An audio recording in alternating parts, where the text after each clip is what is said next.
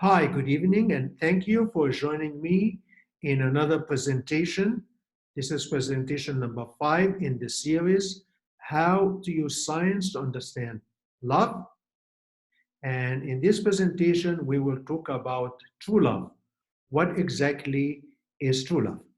So let's go on and start to talk about what I call our feature presentation for the day, which is how to understand love and find happiness. I selected that title because of my belief that there is a lot of unhappiness, there's a lot of misery, because people don't understand love and expect from love more than what love can offer them. As an example, a man who believes that if he flaps his arm, he can fly in the sky, and when he does that and it doesn't happen, he can feel disappointed. The problem is not that when you flap your arm, you cannot fly. The problem is his unreasonable expectation, his lack of knowledge of the fact that you cannot fly if you flap your arms. If he knows that, he is not going to be disappointed and hurt that he did not fly. I say the same with love. If you understand love, then what happened in reality will match your expectation and you will be happy. If you understand love wrongly, you will end up being disappointed because your expectation will not be met. So we will take one more step in understanding love, and today we'll talk about understanding true love to find happiness. And our approach will be using science. It's not going to be art, it's not going to be magic, it's going to be physical brain science because love happens in the brain. So people that know the brain can explain to us love using physical brain science, not psychology, anthropology, and sociology, and all of that, but physical brain science. And I know about brain science because my name is Fred Nour. I'm a medical doctor from USA, and I worked there for over 30 years as a neurologist. So the brain has been my topic of study, has been my area of experience. And as a result, I believe I am qualified to tell you more about love. And what you see on the screen now, love can hit us one time and last for a lifetime. In my opinion, this is the most harmful statement ever made about love. And we sadly all believe it that love can hit us one time and last for a lifetime. Or like some books written, if it's not forever, it's not love. We were all falsely brainwashed to believe that love is a one event, one step that will hit us once and last for a lifetime and will never change. And if it changes, then something is wrong. We failed or our mate has failed and we should do something about it. This is the most hurtful things about love. The truth is love comes in phases or in steps. It's not one time that lasts for a lifetime. It comes in multiple phases and at the end, it will last for a lifetime. But before I go into the 4 phases of love, I want to get into something else because I'm going to use an analogy to explain love to you. And I'm going to use pregnancy. And the reason I choose pregnancy is every woman understands pregnancy well, and every man understands pregnancy well. It's one of the most popularly understood phenomena in life. So I'm going to use something that to explain it. But the problem is people get confused between what's an analogy and what's in reality. Some people think that you have to get pregnant to experience true love. It's not. It's just an example. So if we look at the definition of analogy, is a comparison in which an idea or a thing is compared to another thing that is quite different from it. Its aim of the analogy is to explain that idea or thing by having you compare something unfamiliar, like love, to something that's familiar, like pregnancy. But we're just comparing two things. The two things do not have to happen. The two things don't happen at the same time. To explain an analogy even further, we can say analogy compares two completely different things or concepts, looking for similarity in certain aspect between the two things. And it only focuses on that angle of similarity to explain the less common thing or concept. The two things do not have to happen at the same time and are not required to happen. You just have to associate your knowledge with one thing to use it to understand another thing. To help you, I'll give you some examples. We can say he feels that she is like a rose. Some people say, oh, but he doesn't have any roses. How can he feel that? Or she does not have a rose. There has to be no rose. It's an analogy, meaning the feeling he gets from smelling and looking at a rose is similar to the feeling he gets with hair. This is the similarity. There is no rose with him, there's no rose with hair. We just want to compare the feeling he has from the rose to the feeling he has with hair. The same, she is as light as a feather. He does not have to have a feather. She does not have to have a feather. It's just an example, an analogy, so she can think of hair, how light she is, in the same way he thinks and feels about a feather. It doesn't have to be a feather. Having a feather, not having a feather, makes no difference whatsoever. Or say he is as dead as a doornail. The doornail doesn't talk, doesn't react, doesn't do anything. We have the experience with that, so we can associate it with a similar feeling about him. So we feel about him in the same way we feel about a doornail. But don't ask me afterwards, what if I don't have a doornail? What should I do? You don't have to. He is as busy as a bee. We all have the experience that the bee works all the time, and we can compare that to how busy a person is and associate the two feelings. But there has to be no bee here or there. It's just the associated feeling that you use to compare to another one to perceive the same feeling for the second thing. He is as sly as a fox, based on our belief that the fox is cunning, and we start to think he's just as cunning as a fox.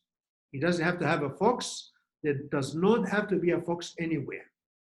She is as sweet as sugar. We know that sugar is sweet, and we get a feeling from that. And he feels that she is as sweet as sugar.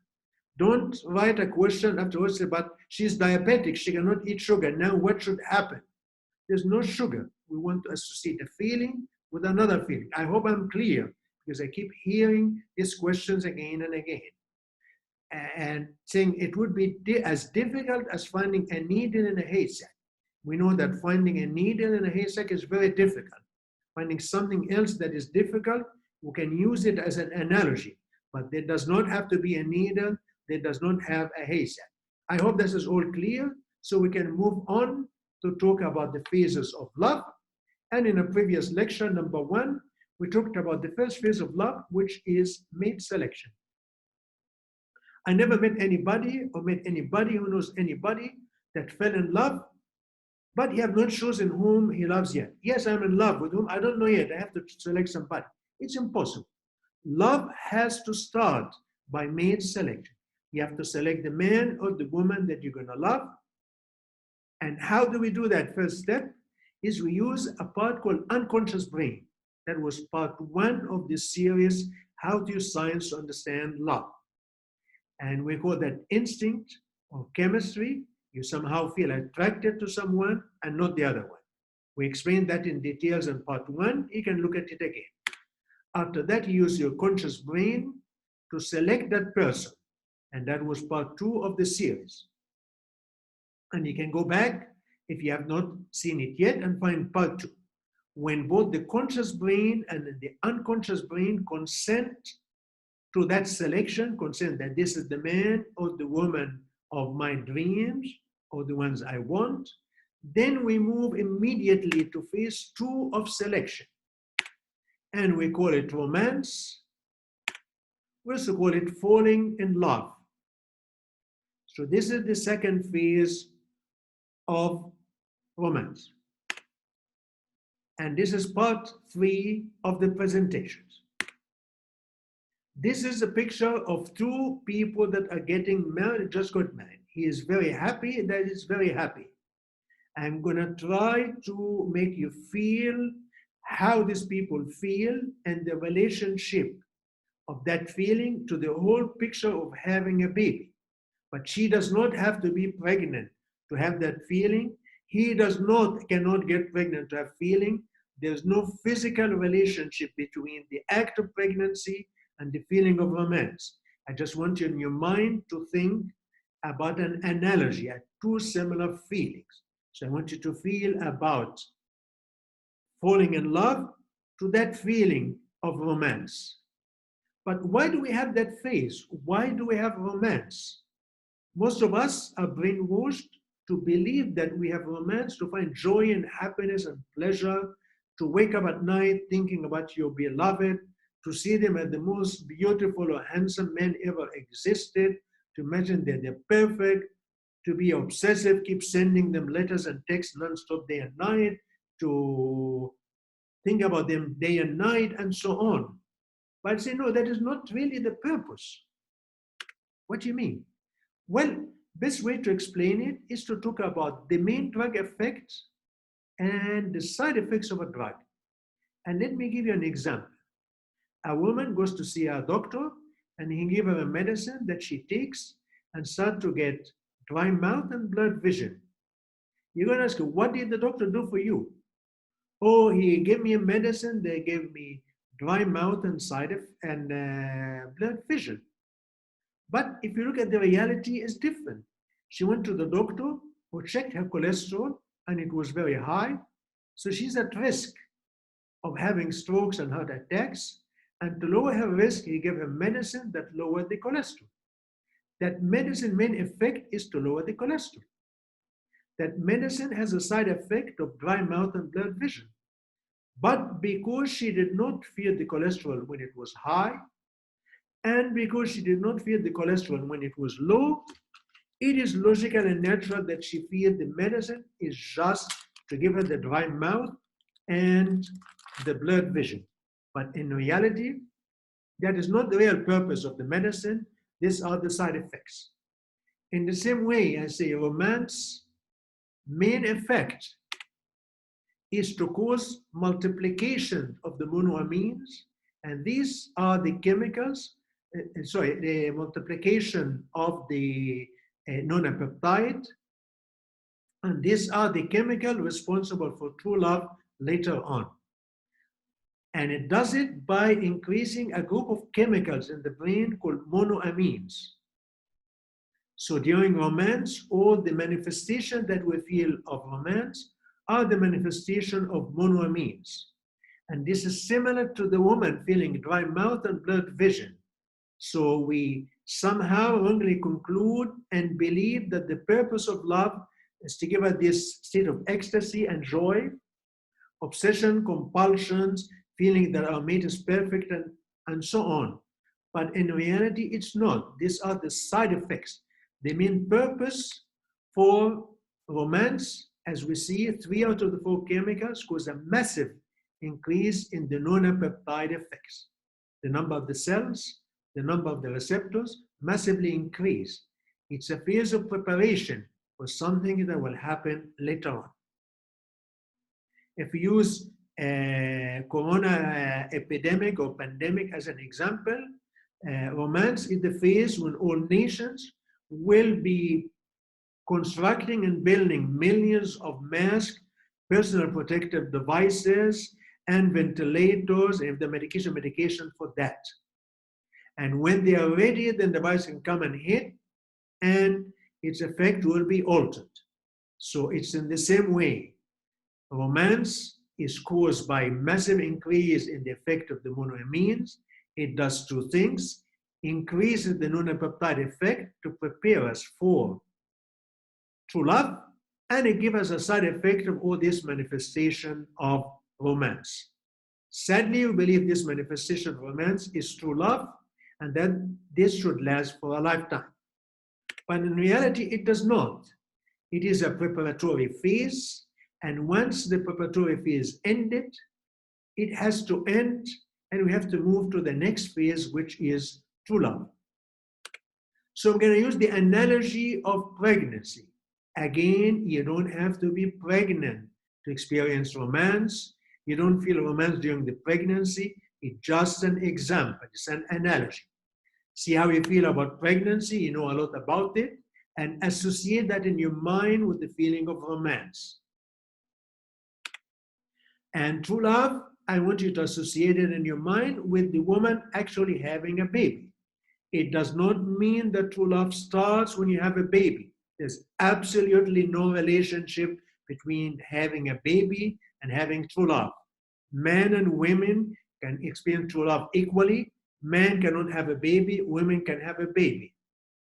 People that have babies and don't have babies have love in the same way.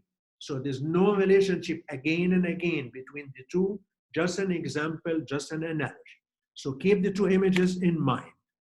And once you finish romance, it has to end because the purpose have been achieved. Similar to the pregnancy, after 9 months, it has to end because the purpose of the pregnancy is for that baby or fetus to increase from being microscopical in size to be big enough for the mother to hold it in her hand. When this is achieved, which is usually 9 months, that phase has to end and we shift to the next phase of the pregnancy, the so-called labor. In love, with and without pregnancy, you go through a period of preparation, the so-called romance. Once the number of non-apoptotic cells have reached the maximum, once the number of receptors have reached the maximum, once it cannot grow anymore, the body have to finish with that phase and move to the next phase. The same way that after 9 months, the body will shift from pregnancy to labor. And next phase is called falling out of love. All the effects of the monoamines will go back to normal. You lose all the euphoria, the illusion, the delusion, the obsession, the compulsion, all of that goes away. And you start to lose it all and you feel that you fell out of love. But it's not a comfortable phase. It's not a very happy phase. I use the analogy with the pregnancy and say it's like delivery labor. It's painful and uncomfortable, but the women have to put up with it to move to the next phase of having the baby. We have to put up with falling out of love in order to experience true love. Falling out of love happens because the number of cells has reached the maximum, cannot multiply anymore, so the body has to stop, and there's no further need for the change of the balance of the monoamines. So the monoamines go back to the way they are. And nature didn't do it to punish us, it did it because there are benefits to falling out of love. When you see part 4, I go over that in details, but the two benefits are it gives you a chance to evaluate your mate in a more objective and practical way. When you're in love, you thought that the cocaine addict will change and will become a perfect person and will never do cocaine again. When you fall out of love, you can see that this is not possible. A cocaine addict is a cocaine addict to the day he dies, that you made a mistake in mate selection, and based on falling out of love, you can go and make another selection. Select another better mate, fall in love with him, and then you fall out of love with him and evaluate him until you feel you have the perfect mate that you are overall happy with objectively during falling out of love. If that's the case, you stay the course and you continue to phase number 4, which is true love, which we'll talk about today. Another benefit to falling out of love is you cannot fall in love with the second person unless you fall out of love with the first one. And I'll use an analogy. Again, you have to think of the similarity of feelings, but it's not physically have to happen. A woman who is 6 months pregnant by man A cannot get pregnant by man B and have 2 fetuses. One is 6 months old and one is 2 months old. She has to lose the baby from the first one or deliver it. And when the uterus is completely clean, she can get pregnant by person B. So in the analogy, I'll say in real life, you have to fall out from person number A in order to start falling in love with person number B. If you're still in love with person number A, you cannot fall in love with person number B, C, D, or E. You have to fall out of love so you can start all over again. However, if you made a good decision, if you are with a good mate, if you feel overall I was good in my choice, then you simply stick to it and you automatically move to the next phase, which is today's topic, true love. But what is true love? This is part 5. I think true love is the purpose of love. This is the goal. This is the phase that will last you for a lifetime. True love, not romance. This is romance. Joy, happiness, pleasure, but it's not the goal, it's a step, it's a method. This is true love. This is the phase that lasts for a lifetime, that never goes away, never changes. This is a man aged 84, married to a woman aged 80, and they were in southern France when it was a beautiful day, and she wanted to go swimming. So he takes her out with her cane and his cane, hold her hand so she can have the joy and the pleasure of swimming. This is our goal in love, not this one. This is the goal of romance. This is true love. So how do we find out the truth about true love? Like we talked in science, we study it in a systematic, organized way. But when do we study it? When is the best time? Is it when everything is going wonderful and everybody is happy and things are great? Or is it at a different time? Let's use an example. This is a man, he is overweight and he gets some intermittent heart problems. When he is resting and goes to see the doctor cannot find anything wrong with the heart. So how does he find out? He stresses the system. He put him in a treadmill and get him to run and run and run. So his heart will run faster and faster. The heart will be stressed and more stressed and more stressed. And only with the severe stress of the heart that the cardiologist can find the problem with the heart. So we can apply the same to understanding true love. We will study the system when under stress, when the relationship is not going well, not with everything is going well and everybody is happy. And I'll give you 2 examples of 2 different cases I have seen to illustrate what is true love. First one, I call him Mrs. Tory Burch because this is the logo for Tory Burch, and to me it looked like a Christian cross from a distance. And the story goes like this. 47-year-old male comes to the emergency room following a head-on collision in a car accident. His car hit another car coming in the opposite direction. And in the emergency room, they notice that he cannot move his legs. So what they do, call a neurologist to tell us why he doesn't move his legs. I go, I do the testing, and I discover that he fractured his neck, the spinal cord slipped, and severed the spinal cord into 2 halves. It's permanently cut to 2 pieces. That indicates that he is permanently and forever paralyzed from the waist down. This man will never ever move anything below his arms. Next step is to go and meet the wife and sadly give her the bad news that your husband was in an accident and the spinal cord was damaged and he's going to be paralyzed from the waist down for the rest of his life. As I go into the waiting room, what gets my attention first is she's a model. She's a stunning beauty. Second thing that got my attention was that she is dressed in 100% very expensive designer clothes. I remember the double C of Chanel for her jacket. I remember the Louis Vuitton purse. And I noticed the thing on her shoes, which I thought was a cross. But the nurse told me later on that no, this is a logo for a new designer called Tory Burch. So she stuck in my mind as Mrs. Tory Burch, and that's how I tend to think about it. And after that, I asked if she has any questions. I said, no, I don't have any questions. I wasn't totally surprised. Many times people are shocked with the news. As a result, it doesn't hit them.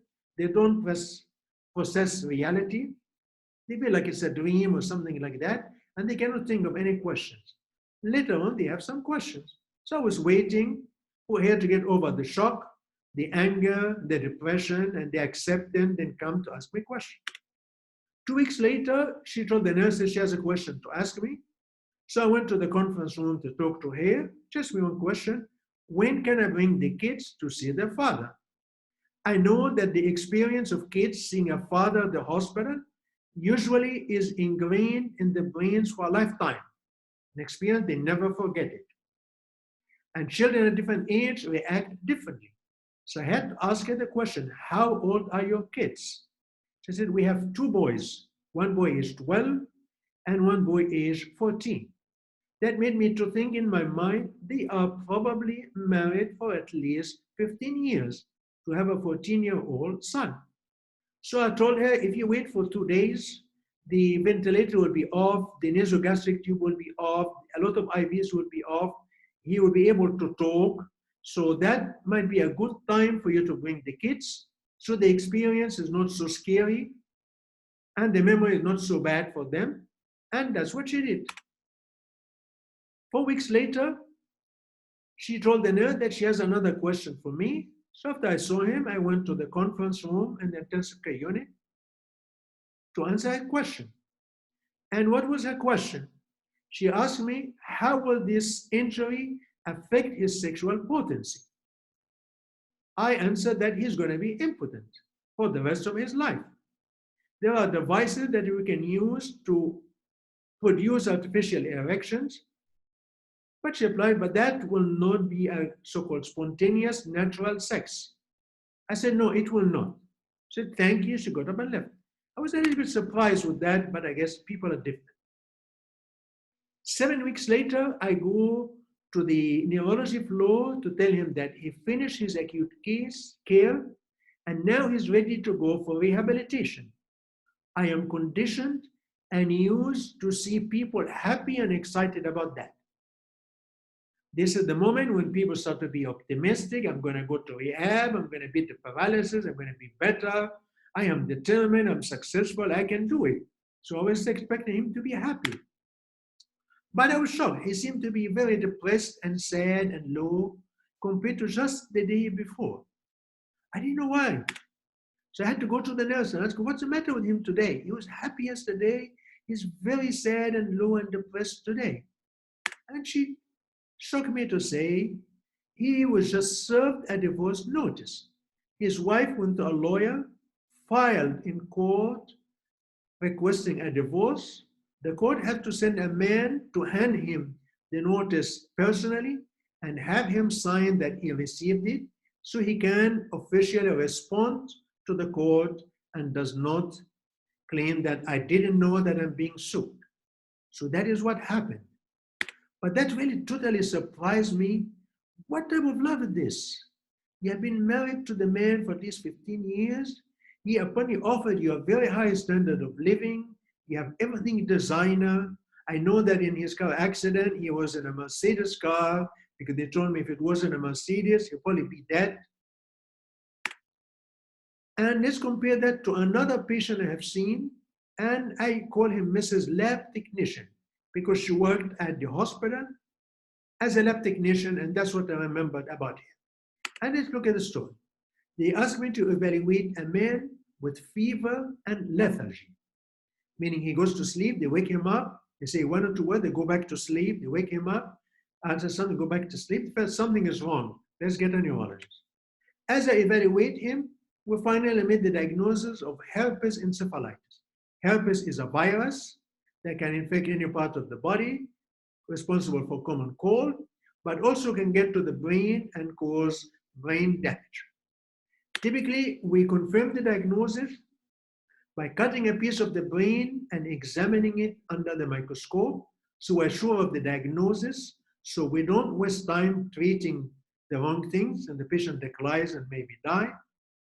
And we can also test which medicine will work better in this particular case. To do a brain biopsy, you need to get a neurosurgeon to open the skull and take a piece of the brain and send it to the pathology lab. And as the neurosurgeon opened the brain, he discovered that the brain is badly infected and very swollen everywhere. We saw only one area on the MRI, but that turned to be the most severely affected area, but all the rest of the brain is really badly infected, very swollen. So his prognosis for quality of life is very poor. He is not likely to fully recover and lead a normal life. So the neurosurgeon went and talked to the wife, and he told her that his quality of life is going to be very poor. He's not going to be enjoying life anymore. Maybe a good idea is to stop everything we're doing for him. Let nature take its course. If he's meant to live, he will live. He's meant to die, most likely he will die, because the swelling will increase. The brain will, what we call herniate, come out, and he will die. She didn't like that, talk to the nurses, so to get a second opinion, talk to Dr. Nour. So she called me in the office, so I said, okay, come after my last patient, so I'll have the time to talk to you and take my time without the pressure of somebody else waiting and he's getting angry because he's been waiting for 15 minutes and 20 minutes and all of that. So she comes at the end of the day and explain to her the options, which are either to support him, let him live, which means he's going to be in coma for about 5 to 6 months, followed by 1 to 2 years of what we call total care. He will not be able to do anything at all for himself. Somebody has to turn him every 2 hours. Somebody has to feed him. Somebody has to help him with the bathroom benefits and so on. Then after that, he'll gradually get better, maybe about 5 years or 10 years, until he's able to do most things for himself, but he will never ever be normal.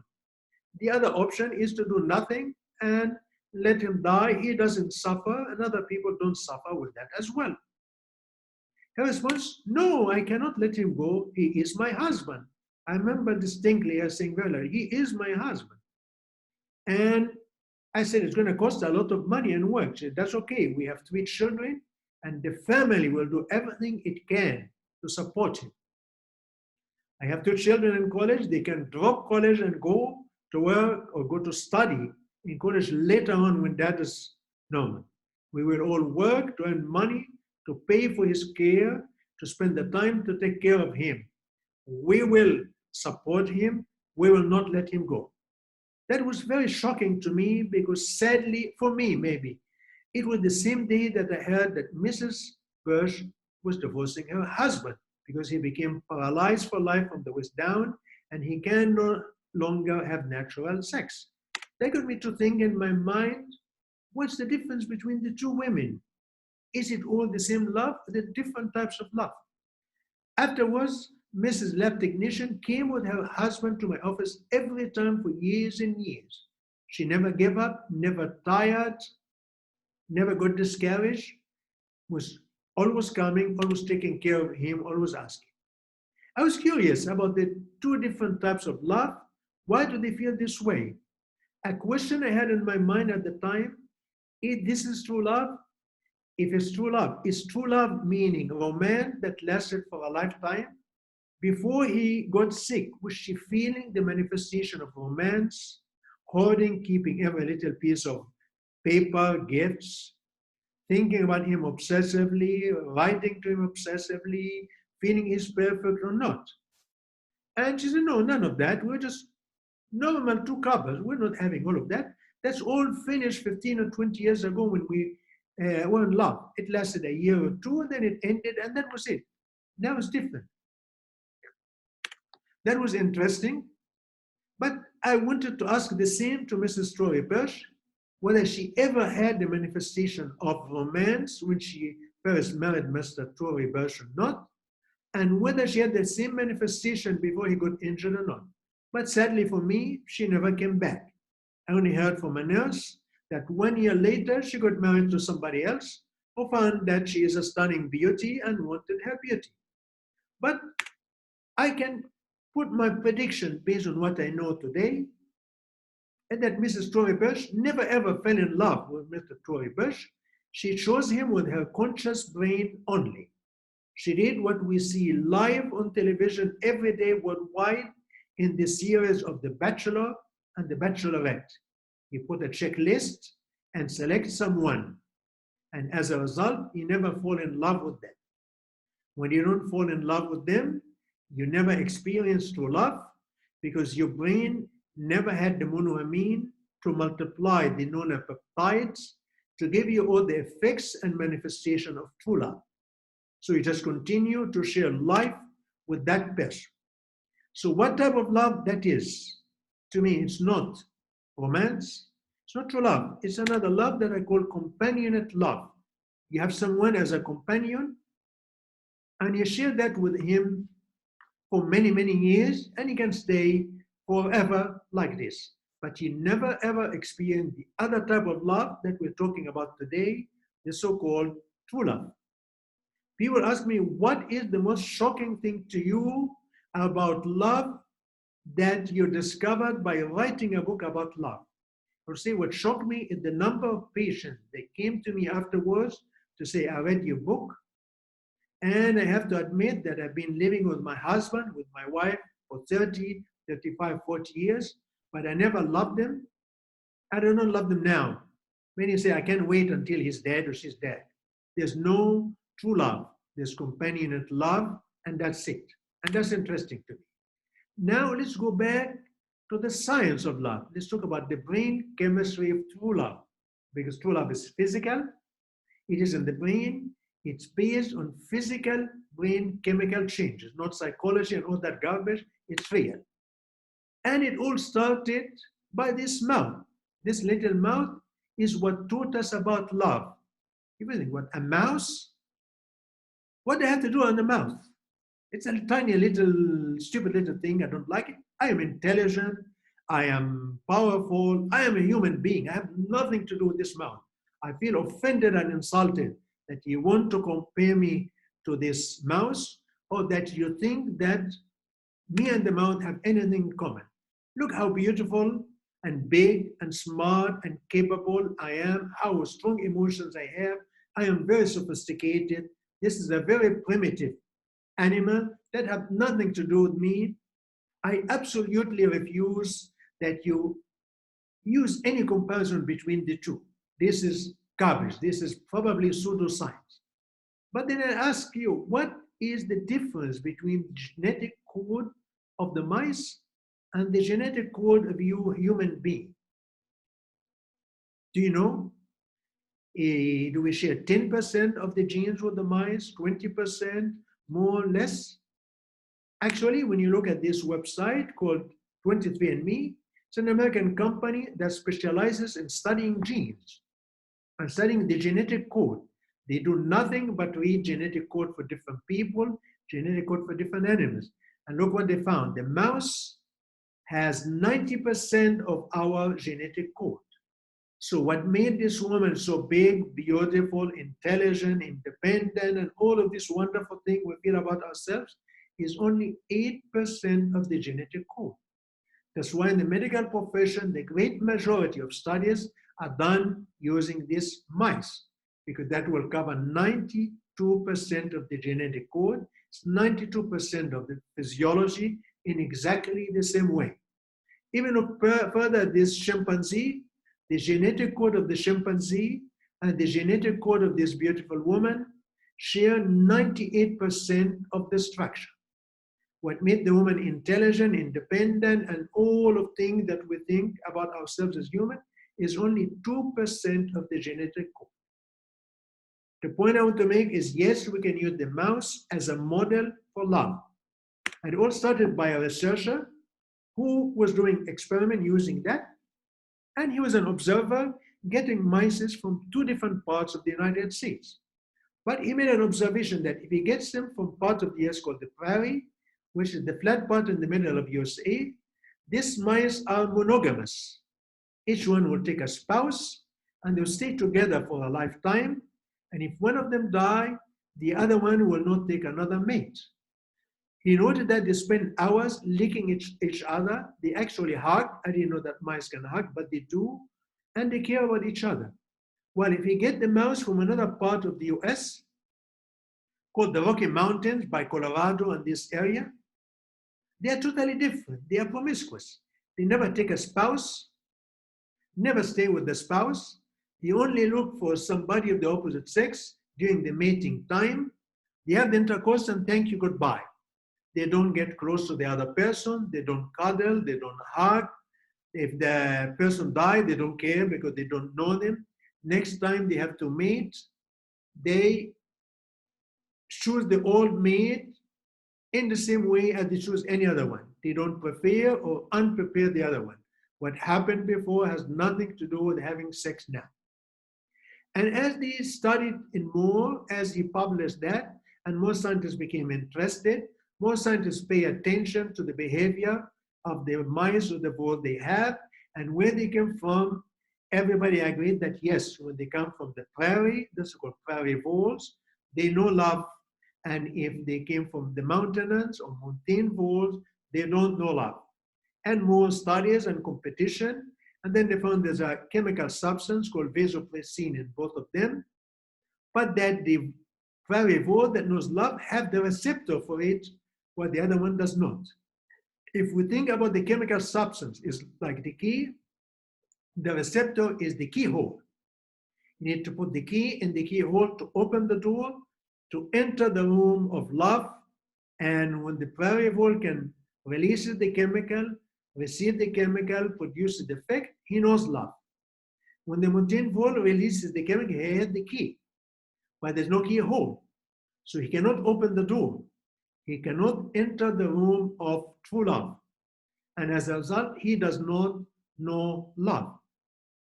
Well, they said, let's push it further and prove it. Maybe you're just imagining things.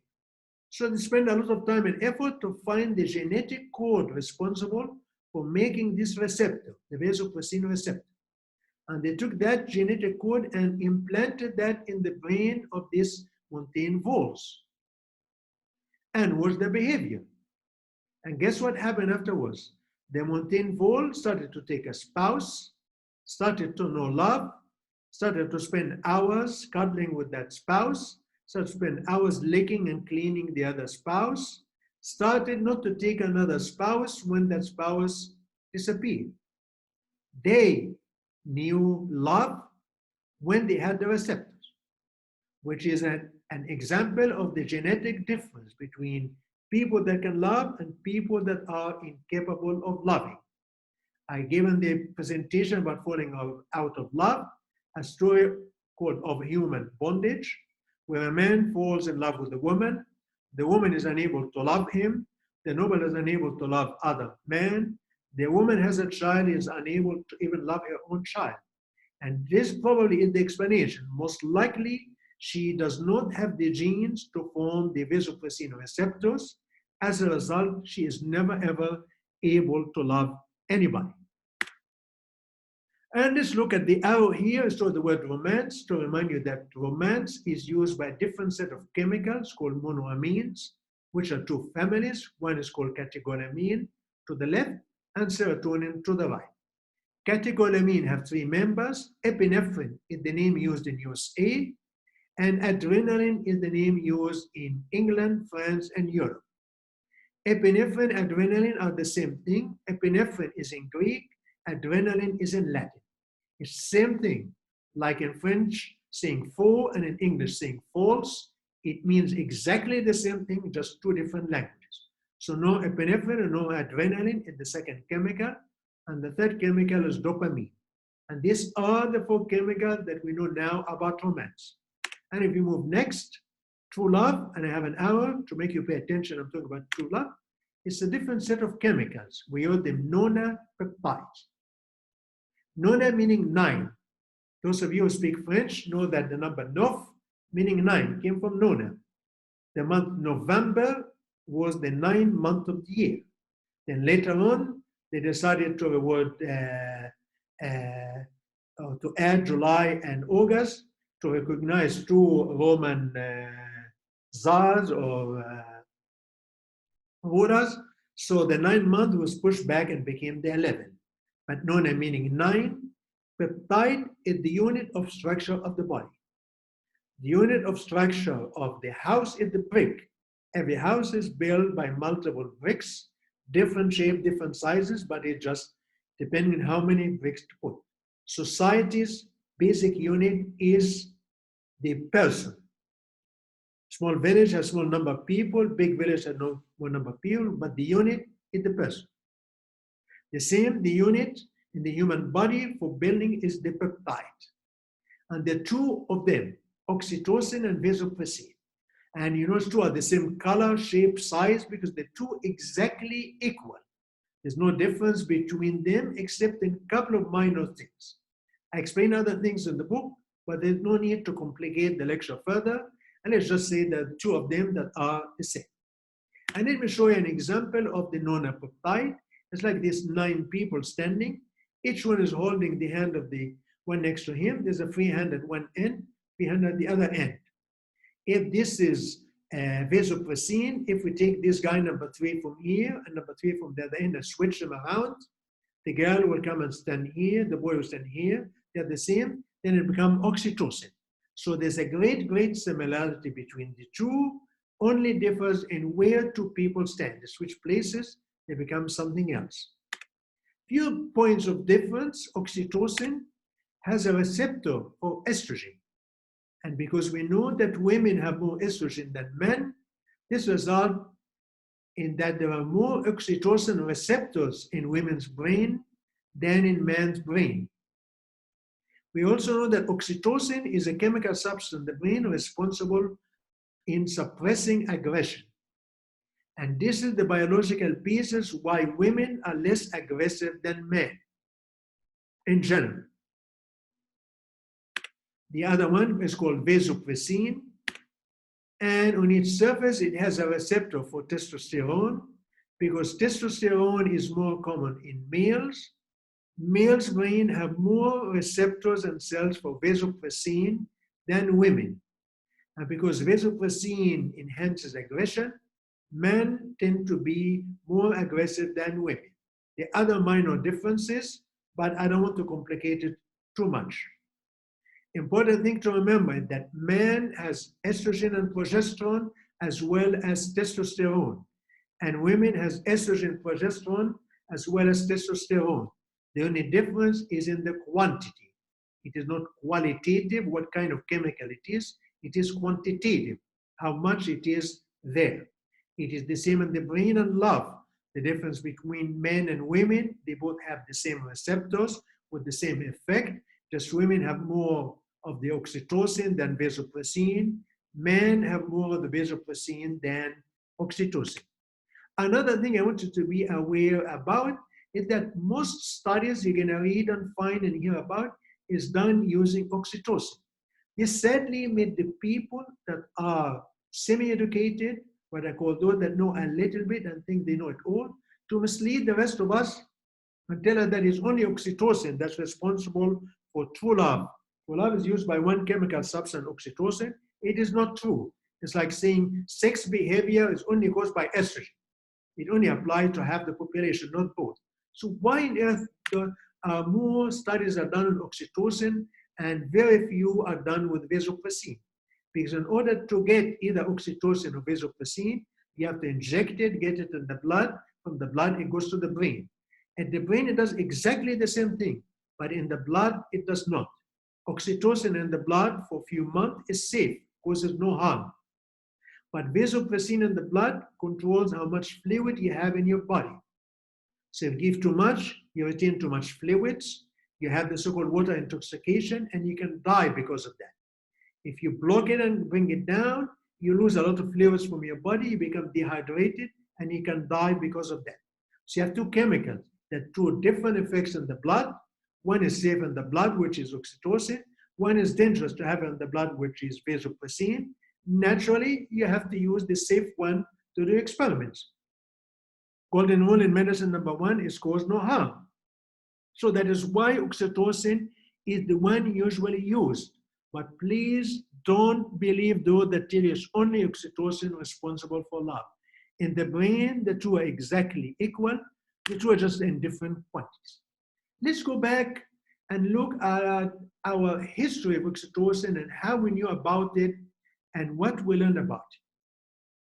Oxytocin was first discovered in 1910. A few years later, somebody was given a Nobel Prize for the discovery of oxytocin. A few years later, another person was able to find that it's composed of 9 amino acids and find out the sequence of amino acid for oxytocin.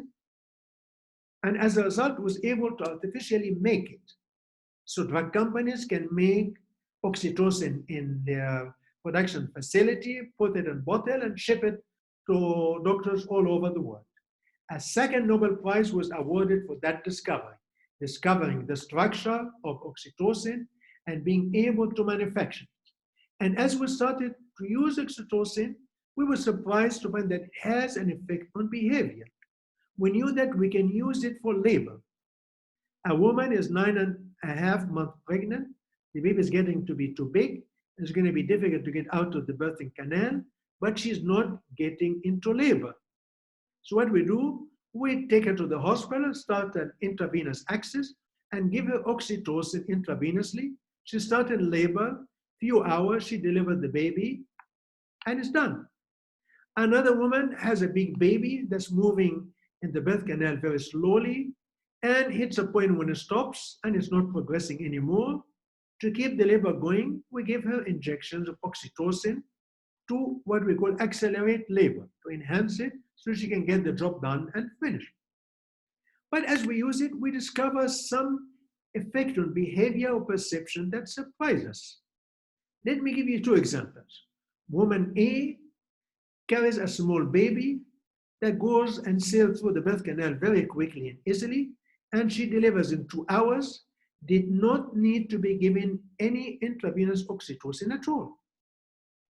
Woman B have a big baby because she married a man who is tall, wide, and big, or she's diabetic and have a big baby.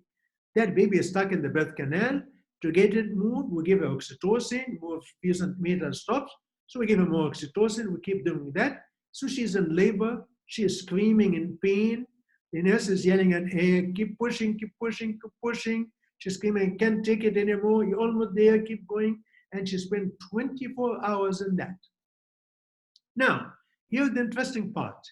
You go 3 or 4 months later and ask the two women, how was your labor experience?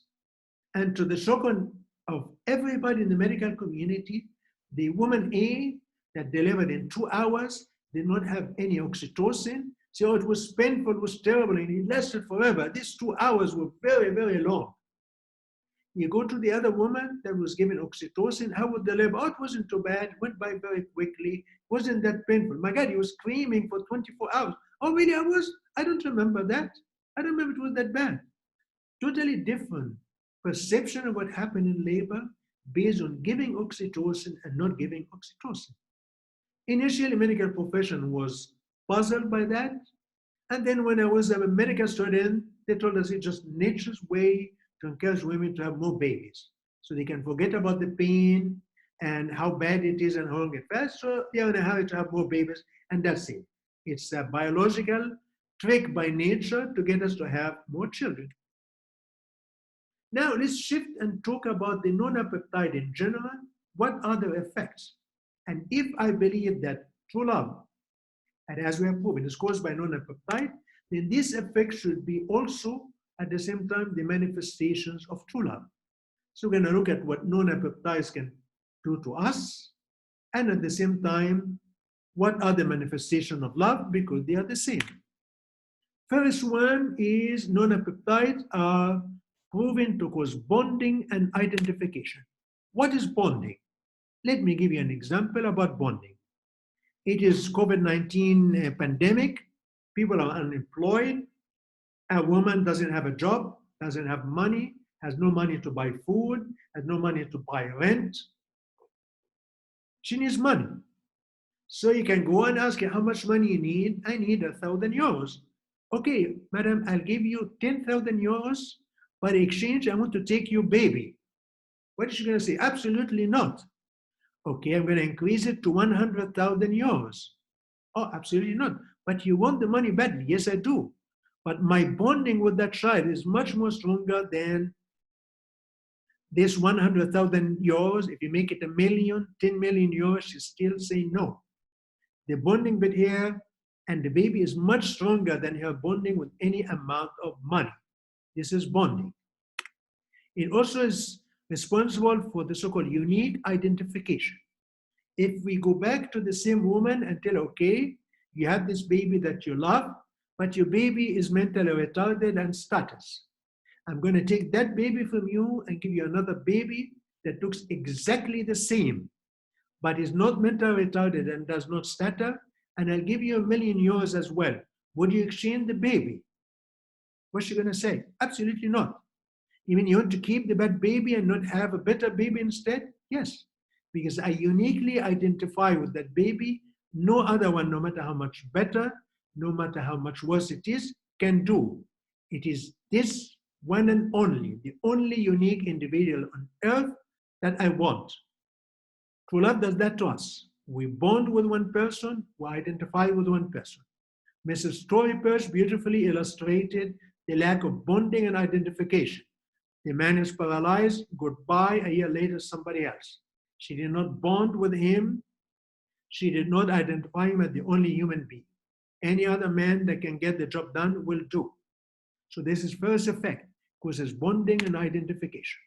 And second effect, it causes trust.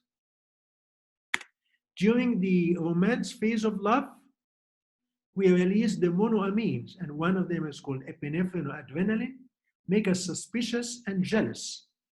So if you see your woman smiling to somebody else, you're mad, ready to hit him and hit her. How dare you smile on somebody else? And oh my God, if she dares to dance and hug somebody, let somebody hug her, you're mad and furious. You are jealous like hell. You're ready to kill him and kill him. But if you had true love, that will disappear because monoamines have disappeared and it is replaced by non-peptide. And that will give you something else called trust. You trust that person. You're no longer afraid of somebody else smiling, of somebody else hugging them. And let me give you an emotional break and play a song that illustrates trust based on true love as opposed to jealousy based on romance.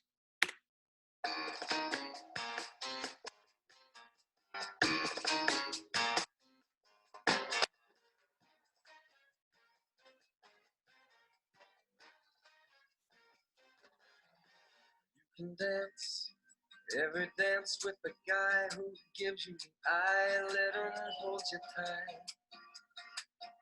You can smile every smile for the man who held your hand beneath the pale moonlight. But don't forget who's taking you home and in whose arms you're gonna be. So darling, save the last dance for me. Oh, I know that the music's fine, like sparkling wine. Go and have your fun, laugh and sing. But while we're apart, don't give your heart to anyone. And don't forget who's taking you home and in whose arms you're gonna be. Amazing difference.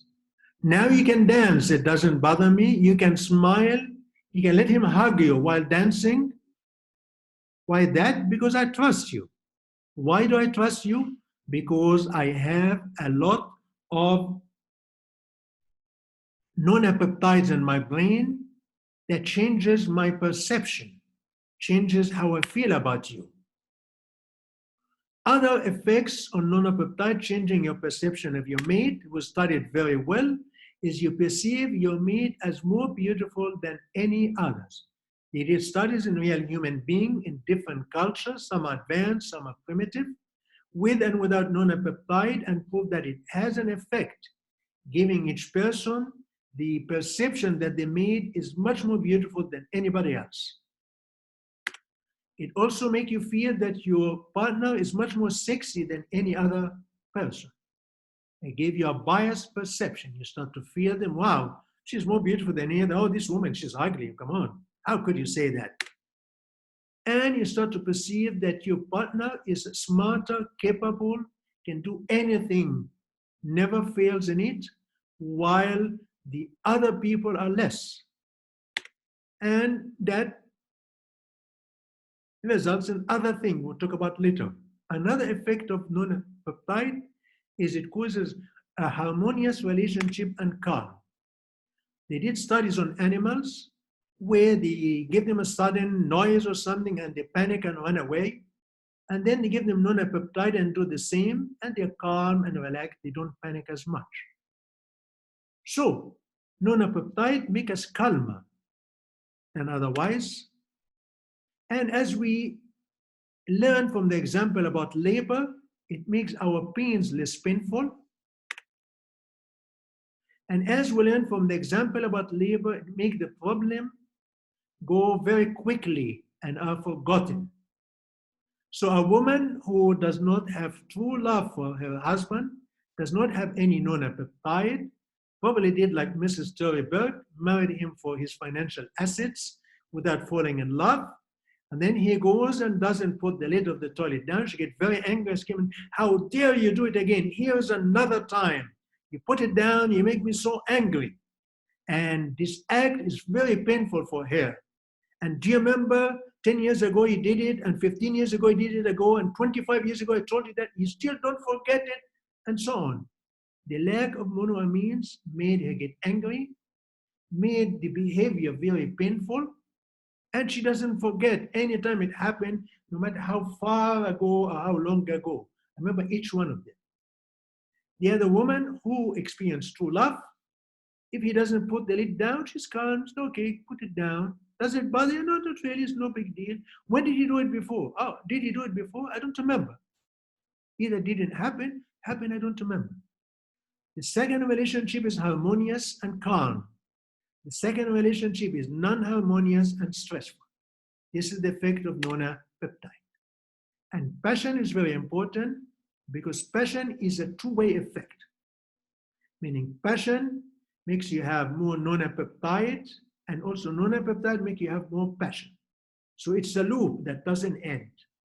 When you have passion, you release more nonapeptide, get you to feel the passion is more intense, they get you to release more nonapeptide, and you keep going. First one is sex. When you have sex with someone, you find that you bond with that person because when you have sex, you release nonapeptide, get you to bond with that person, get you to feel the sex is very good, you feel better, so you don't have sex with the same person. So the biological anthropologist, Dr. Helen Fisher, we talked about sex, and love, she was correct in that sex enhances the feeling of true love, and that true love enhances sex. This is correct. Also so-called intimacy, hugging, cuddling, kissing, holding hands, all of that results in release of nonapeptides, which make you start to feel them better. And as a result, you want to hug and cuddle and kiss more. And as a result, you release more nonapeptide, and you keep getting better over the years. That's why people that are together for 20 or 30 years have a stronger true love than people that have been together for 3 or 4 years. Like the child who was 20 years old is a lot bigger than the child who was 2 years old. The bonding with the mother is a lot stronger for the child that's 20 years old. We know that because we studied the effect of loss of a child on the mother, how stressful it is. The longer the relationship, the more painful it is. The other thing is also laughter. When you laugh, you release nonapeptide, and that bonds you with the person. The person that makes you laugh gets you to release nonapeptide. Have you noticed when you look at the personal ad or the dating website, oh, must have a sense of humor, you must make me laugh? What are they saying? They're saying, please help me laugh so I can release nonapeptide, so I can love you more. And as I love you more, I can feel your jokes as more fun, so I can laugh more and release more nonapeptide. I want the cycle to keep going and going, so love gets stronger and stronger. I'm sure the person doesn't think exactly this way. It's all done on an unconscious level. But we do so many things unconsciously, what we call instinct. It is experience over millions of years that get us to do certain behavior. So passion is also very important. Monogamy. I differ with the biological anthropologists who claim that monogamy is not natural. I say monogamy is natural if there is true love, and monogamy is not natural if there's only sex. Why there's monogamy? You bond with that person. No other person will do. You identify with that person. No other person will do. You trust that person. They can do nothing wrong. Improve perception. They are more beautiful, more sexy, more funny than anybody else. You have passion with that person that bonded you to them. You have a harmonious relationship. So explain to me, how could you change and leave that partner and go to another partner?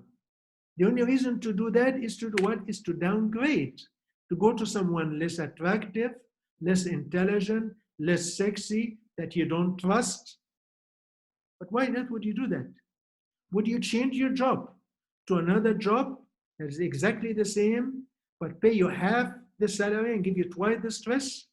If you do, let me know so I can give you the name of a good psychiatrist. Because a normal human behavior, if you find something good, you don't want to downgrade it, you want to stay with it. So monogamy is natural when you reach the true love phase. Before that, maybe not. Now I want to give you a conclusion. And I'm going to do a comparison between two pictures, but please, please, please don't think that you have to get pregnant to have romance, that you have to have a baby to have true love. There's no need for pregnancy, no relationship whatsoever between pregnancy and what I'm talking about, true love. I want you to associate the knowledge you have in your mind with romance and 9 months of pregnancy. I want you to associate in your mind the feeling you have in your mind and the experience of having a baby and true love. That's all. Just associate the feeling. It doesn't fit 100%. I don't want you to expect to be pregnant to have romance, expect to have a baby to find true love. That is wrong again. So romance starts early, acutely, and quickly. You meet someone, bang, you fall in love. You start romance. True love is not. It starts insidiously and slowly. It sneaks on you like this baby. You don't look one day and it's big. It goes a little bit every day, a little bit every day, but continues to growing until suddenly you discover that it's a very big baby. Pregnancy, like romance, is effortless. The mother here doesn't have to do anything to make this baby keep getting bigger and bigger. It's effortless. Having a baby or true love is effortful. The mother has to wake up every 2 hours to feed him, have to wake up every few hours to change him, have to hold him up and burp him. It's a lot of work and effort, but that's needed to keep the growth. So true love is effortless when romance is effortless. Effortless, yes. Effortful, effortless. Also, romance, like the 9 months of pregnancy, must end one day. The reason I chose pregnancy to make you think about romance is to hammer in your mind that it has to end, like the pregnancy has to end. Nobody ever got pregnant for 20 years or 30 years. It's impossible. Whoever tells you that is deceiving you. This is fake news. Erase it from your mind, please. While true love is like the baby, it grows for a lifetime. Romance peaks at the onset and gradually fades away as you go through falling out of love. True love starts mind, keep getting bigger and bigger and bigger and keeps at the end. That baby is the biggest in relationship to the mother when she's old and ready to die. Just keep getting bigger and bigger and bigger for him. The same for true love. Romance is based on a set of chemicals called monoamines. True love is based on a different set of chemicals called nonapeptides. Romance, as you see here, is associated with a sense of euphoria. It's like he has a cocaine shot or morphine shot. Very happy on top of the world, but that is temporary. That is not true love, that's just a phase. True love is like these two old people, they find a sense of content. They don't feel like they had a shot of morphine or cocaine, but they're happy, they're content. They accept life, they are thankful for life. Romance, like pregnancy, is a step toward the goal. The goal of the woman is not to have a 9-month pregnancy that lasts for a lifetime. The goal of romance is preparing you for the next phase of the pregnancy. True love is the goal itself. The mother wants to have the baby, wants to have the relationship with that baby that will continue and will only end the day she dies. Until then, it should continue going on and on and on. Romance is associated with jealousy. As we mentioned before, true love is associated with trust. Romance is associated with illusion. You perceive her as the most beautiful woman and he is the most beautiful man. You perceive them as being perfect, but unfortunately, that ends with the end of romance, and you find the reality when you fall out of love. While true love is also associated with illusions, yet the most beautiful, most intelligent, most sex person ever around, my mate is absolutely perfect, but that feeling lasts for a lifetime and only ends when the mother dies. Until then, her baby or her loved person is perfect, will continue to be perfect. Romance is associated with delusion. The cocaine addict is going to be perfect. And you see the cocaine addict as you imagine him as a perfect human being. But true love is associated with the reality. I accept my mate for his faults. Yes, he doesn't put the lid of the toilet down, it's reality, but it doesn't bother me, it doesn't anger me. I can't remember when he did it before, it's no big deal, I just put it down and that's it. So true love, you see your mate with faults, but the fault doesn't bother you. Romance, you don't see the faults of your beloved until you fall out of love, then you're shocked. How could he be so blind? So what I recommend to you is if you are in romance, enjoy it and enjoy the pleasure. But at the same time, know that it's just like the 9 months of pregnancy, it has to end. No woman got pregnant for a lifetime, and no romance ever lasted for a lifetime. Erase that. So my recommendation is to wait and seek true love. And when you have it, expect it to last forever, last for a lifetime. It is not going to end until the day you die. I'm going to stop here